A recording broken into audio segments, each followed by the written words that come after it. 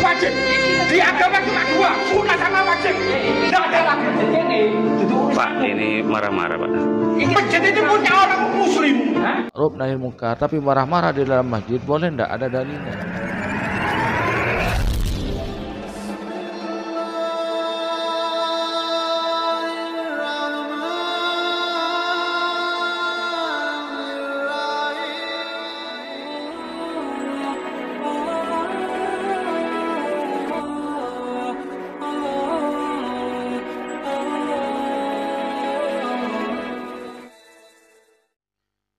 Assalamualaikum warahmatullahi wabarakatuh. Bismillahirrahmanirrahim. Alhamdulillahirrabbilalamin. Assalatu wassalamu ala asyrafil anbiya'i wal mursalin sayyidina Muhammadin wa ala alihi wa sahbihi ajma'in. Wa qala rabbi shrah li sadri wa yassir li amri wa hlul 'uqdatam min lisani yafqahu qawli. Amma ba'du. Para pemirsa TSTV, Bapak Ibu yang dirahmati oleh Allah, di kesempatan kali ini kita jumpa lagi di TSTV 414. Mudah-mudahan kita senantiasa mendapatkan lindungan dan rahmat dari Allah, juga mendapatkan taufik dan hidayahnya. Amin ya rabbal alamin. Bapak Ibu pemirsa TSTV, di kesempatan kali ini saya akan mereaksi sebuah video, ya, menanggapi sebuah video di mana dalam video tersebut bapak-bapak itu lagi marah, ya, marah-marah di masjid karena ada anak-anak yang bermain rebana, ya. Ini saya dapatkan videonya di TikTok, ya, dikirimi oleh teman saya tadi pagi, ya. Jadi saya lihat, saya tonton, ternyata kalau dilihat dari gelagatnya, ya, dilihat dari gelagatnya, kemudian cara berpakaiannya, ini adalah ciri-ciri dari tetangga sebelah. Berjenggot, celana cingkrang, ya, cara berbicaranya sudah dari gelagatnya, cara berbicaranya, itu tanda-tanda dari kelompok sebelah saudara kita, yaitu yang menamakan diri Salafi, Wahabi tapi menamakan diri Salafi. Mari kita simak videonya. Oke.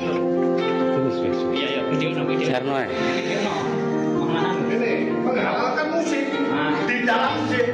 Minta dalil, katanya ada dalilnya. Sini nih, katanya. Gimana Pak? Mungkar ya? Dalam masjid, ya. Jarimu mungkar. Dia minta dalilnya mana? Enggak, jarimu mungkar. Mungkar ini kemungkaran. Nah, mungkar ya, musiknya masjid mungkar ya jarimu. Enggak ada musik di dalam masjid, itu enggak ada. Nah, jarimu mungkar ya, musik. Ini yang ini loh ya. Mungkar, demi Allah, mungkar. Geng. Pak. Iya, Mungkar. ya wis, terus kamu hujahmu apa? Kalau enggak mungkar, hujahmu apa? Kegiatan Sunnah, wajib. Di agama cuma dua, sunnah sama wajib. Tidak ada lagi. Pak, ini marah-marah, Pak. Masjid ini punya orang muslim. Ya saya enggak orang Amerika, punya hak di sini. Tapi untuk ibadah, enggak untuk kemungkaran kayak gini. Tahu aku. Ini masjidnya perumahan. Awakmu dok ini pendatang. Perumahan enggak ada ormas masuk masjid. Iya kan? Enggak boleh ormas masuk masjid dalam perumahan. Memang gak ada ormas kene. Lah ini apa kalau bukan ormas ini? Loh, Ini Ayo, jamaah. bukan ormas. jamaah ini. Jamaah mana? Jamaahnya Syiah. Ini rumah ini rumah masjid. Saya enggak peduli, saya bukan orang sini, ada sini. Berani saya depan. Justru aku dukung ini, aku gaya-gaya gini kok. Makanya itu kalau saya orang sini, saya jago kandang, saya orang luar. Lah iya sudah. Saya nggak tanya kamu, ya ini. Aku yang mau jopo.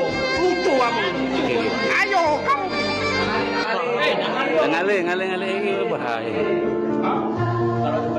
Loh, kamu kalau main musik di luar. Marah-marah. Main musik di masjid dong. Iya, debatnya di luar nanti, di luar. Kalau nggak kirim, diem nggak mau. Ini kok lanang sopo? Namur. Wis di sini mau nonton berarti. Silakan main aja. Teman-temannya nunggu teman-temannya ya, wis. Dan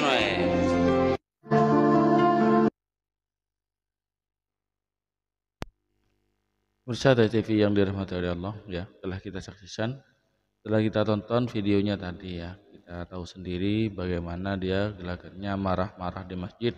Bapak ini mengatakan main musik di masjid, kemudian dia mengatakan mungkar. Ya, ada beberapa poin yang perlu kita tanggapi, ya, dari insiden ini. Ya. Yang satu dari pertama ini cara menyampaikan ya. Kalau memang dianggap kurang baik, ya, tidak baik kan atau dianggap bid'ah, cara menyampaikan itu kurang benar.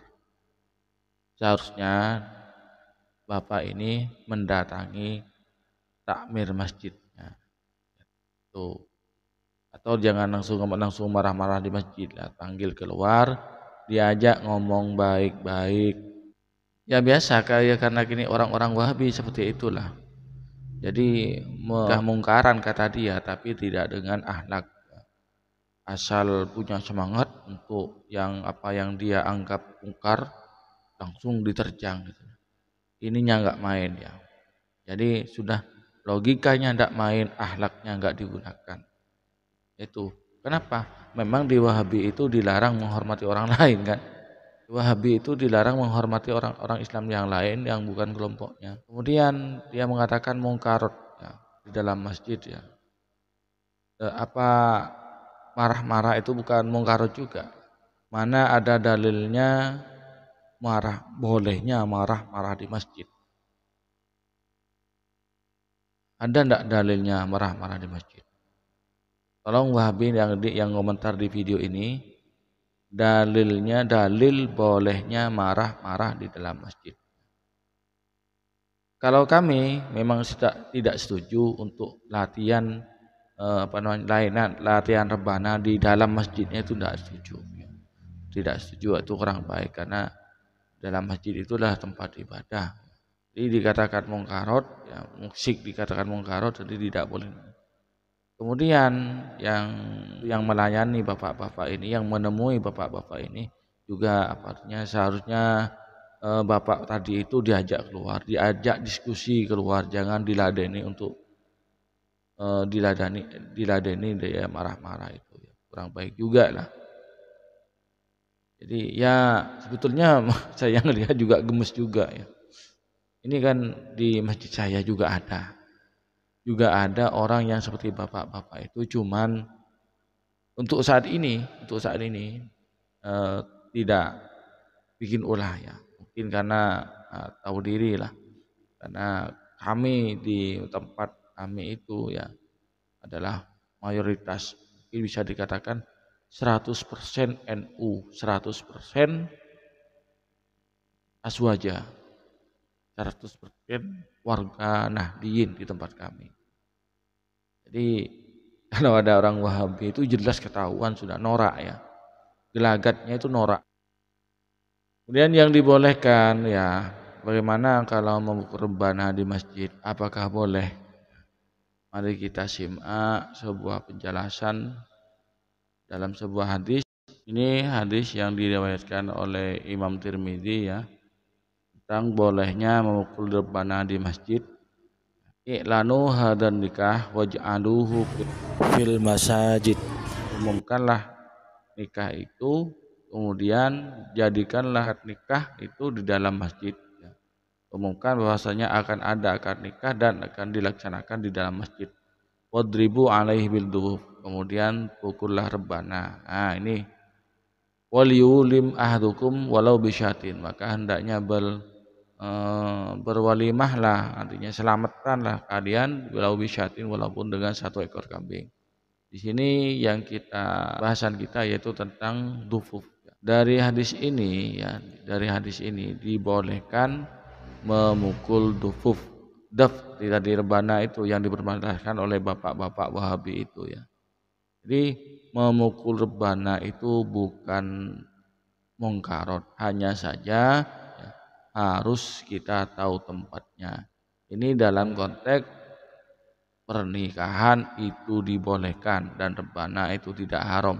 Seandainya musik rebana itu haram, mungkarot, maka Nabi tidak mungkin bersabda seperti ini ya. Kalau rebana itu musik yang diharamkan, maka tidaklah mungkin anjing Nabi itu memerintahkan untuk memerintahkan untuk memukul rebana saat pernikahan di dalam masjid. Nah, kalau tanya dalil, ini sudah dalilnya ya. Ini ditanggapi oleh santri NU, oleh Ustadz Sani Oye dalam sebuah videonya. Beliau menjelaskan tentang bagaimana hukumnya musik. Karena tadi dikatakan mungkarot, mari kita simak penjelasan dari Ustadz Sani Oye tentang musik. Memang masih berbeda pendapat masalah hukum musik. Ada yang mengatakan haram, namun ada yang mengatakan boleh. Ini sebenarnya sudah lama bro saya bukukan ini ya. Ini sudah kitabnya, bisa dicek sendiri teman-teman. Hukum musik dan nyanyian. Di sini kami langsung ya berikan dalil yang mengatakan boleh, karena kami mengikuti ulama yang mengatakan boleh. Maka dari itu saya tetap berpegang teguh dan menekuni belajar gitar ini, bro. Dan itu bukan untuk bermaksiat, Bukan. tapi kita untuk memuji guru, memuji Allah, terus Merenung itu banyak manfaatnya. banyak manfaatnya. Ini cek ya di dalam kitab Nailul Autor ya As-Syaukani, wa haka Ar-Ruyani anil Qafal anna madhhab Malik bin Anas ibahatul ghina'i bil ma'azif. Nah, ini Imam Ar-Ruyani beliau menukil dari Imam Al-Qafal bahwa madhab Imam Malik bin Anas atau pendiri madhab Malikiyah menyatakan ibahatul ghina bil ma'azif. Jadi bolehnya bernyanyi diiringi alat-alat musik. Nih, bil ma'azif. Kemudian ini dalam kitab Nailul Autor. Dalam kitab Al-Fiqh Islami wa Adillah itu juga gitu, bro. Ya, juga sama. Begitu juga dalam kitab Fiqh Sunnah, ya, Fiqh Sunnah. Di sini oleh Said Sabiq dijelaskan, masahha an jama'atin katsirin minas sahabah wat tabi'in annahum kanu yasma'una al-ghina. Di sini sudah sahih dari segolongan banyak sahabat dan tabi'in yang mana mereka mendengarkan nyanyian sekaligus diiringi dengan musik. Faminas sahabat, di antara sahabat yang mendengarkan nyanyian dan musik adalah Abdullah bin Az-Zubair, Abdullah bin Ja'far dan selain mereka. Kemudian dari kalangan tabi'in yaitu Umar bin Abdul Aziz. Kemudian Syuraih Al-Qadi Abdul Aziz, ini diantaranya lagi. Banyak bro, banyak. Bahkan di sini juga dijelaskan dalam kitab Yas'alunaka Fiddin wal Haya. Ini sehingga di sini bro, oleh pengarang kitab Yas'alunaka Fiddin wal Haya, di sana dijelaskan ketika dikumpulkan dalil-dalil tentang masalah musik bro ya, masalah musik, ternyata semua yang berbicara harumnya musik tidak lepas dari hukum yang berkaitan ada apa dalam musik itu, dampak lah. Ketika main musik diiringi homer, maka bisa haram, tetapi bukan musiknya yang haram, paham ya? Tetapi kalau seumpama kita main musik, muji guru, mengingat kenangan guru sambil ngopi, ya, maka apanya yang haram? Ini dalam kitab Yas'alunaka Fiddin wal Haya. Kalau masih kurang lagi, lihat aja di kitab Ihya Ulumuddin. Di sana dibeberkan oleh Imam Al-Ghazali, ya, dibeberkan. Sehingga keharaman musik itu tidak lepas dari apa yang timbul nanti. Paham ya? Jadi ketika penyanyinya seumpama biduan terus buka aurat, itu baru haram, ya, baru haram. Tetapi kalau kayak kita ini bukan biduan ya, ini loh. Jadi kita ini ya harus netral dalam menghukumi. Jadi bukan musiknya yang haram sebenarnya, tetapi dampak daripada musik itu sendiri, paham ya? Dampak daripada musik itu sendiri. Kalau seumpama musik itu dijadikan alat untuk minum khamr, mengingat kenangan dengan pacar dan semacam itu, baru haram. Tetapi kalau kita main musik ingat Allah Subhanahu Wa Taala, kan banyak bro ya band-band yang ingat kepada Allah, contoh Wali Band dan semacamnya. Siapa itu? Opik gitu. Itu kan mengingatkan kita. Roma Irama, Bang Haji itu, Bang Haji Roma Irama. Judi ya, kan ya. Gimana? Apa itu? Minuman keras gitu. Minuman keras. Itu juga luar biasa, beliau dakwah lewat musik lagi. Lewat musik.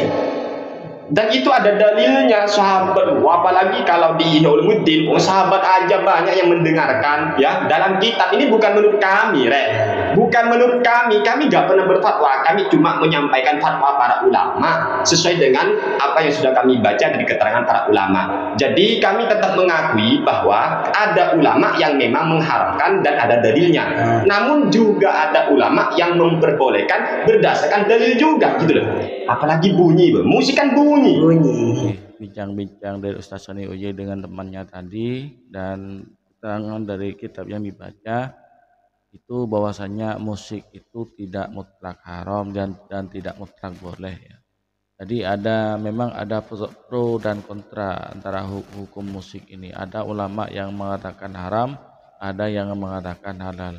Dua-duanya itu sama-sama mempunyai dalil. Tergantung kita mau ikut yang mana. Tapi yang jelas nanti para sahabat itu juga ada yang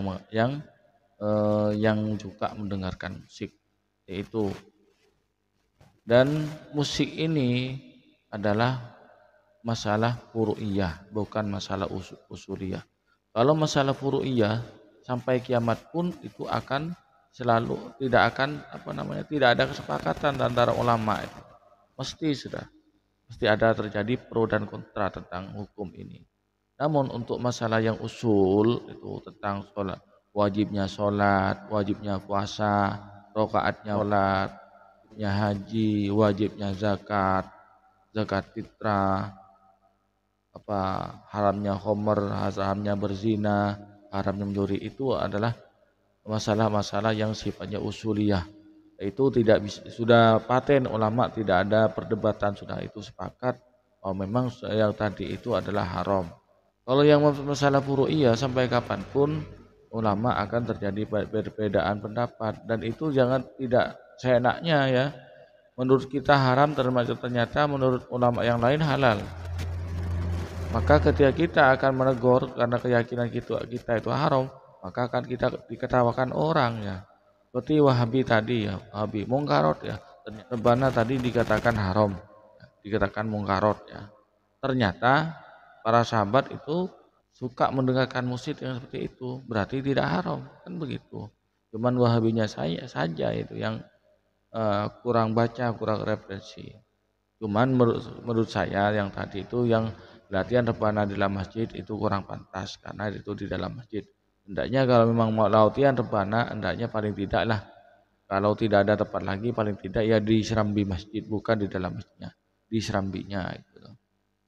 Kemudian bapaknya ya, seperti bapak Wahabi ini ya, jangan ngotot ya.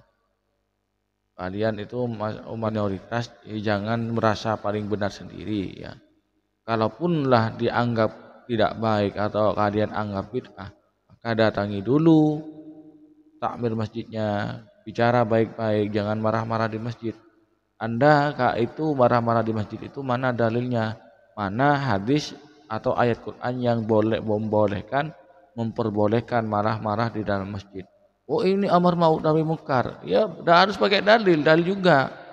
Boleh enggak marah-marah di masjid? Amar ma'ruf nahi munkar, tapi marah-marah di dalam masjid boleh enggak? Ada dalilnya enggak? Cara kita Salafi Wahabi, tolong dijawab ya.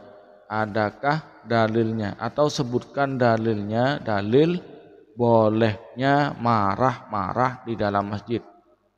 Silakan mau pakai dalil Quran ataupun dalil hadis. Silakan tolong komentar tentang ini, jawabannya bukan yang lain-lain ya. Ingat pakai otak. Dalil bolehnya marah-marah di masjid. Saya tidak minta komentar yang lain. Paham? Pemirsa TV yang dirahmati oleh Allah, demikian tanggapan saya tentang video yang sedang viral di TikTok itu. Mudah-mudahan apa yang saya sampaikan, yang kami sampaikan baik dari saya sendiri atau dari Ustaz Sani Uye bermanfaat. Hadanallahu wa iyyakum, wabillahi taufiq wal hidayah. Assalamualaikum warahmatullahi wabarakatuh.